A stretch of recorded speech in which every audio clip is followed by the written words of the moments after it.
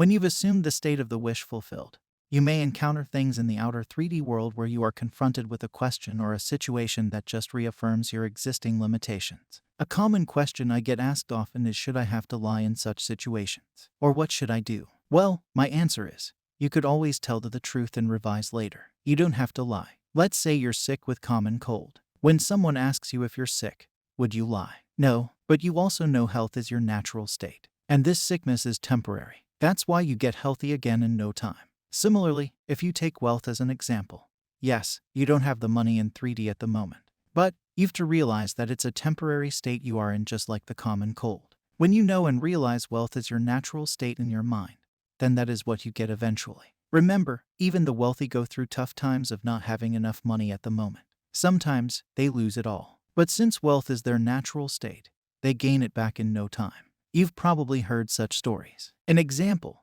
SoftBank's Masayoshi Son was once the richest man on the planet at the height of the dot-com bubble. But when the bubble burst the very next year, SoftBank had lost 99% of its market capital from $200 billion to just $2 billion.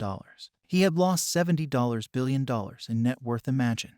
Most of us do not earn 1% of this in our entire lifetime. But he lost it in less than a year. Today, he's the second richest man in Japan and is worth $19.40 billion.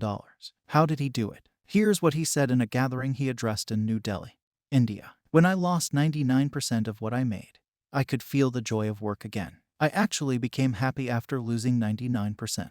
I could understand the value of money again. Read it again to understand his perception. Even after losing everything he earned, he still chose his natural state to be of happiness, passion, and wealth. I only used wealth as an example, but it's the same with everything. Even your SP situation is just a temporary state you've fallen into. Nothing else. Perception changes everything.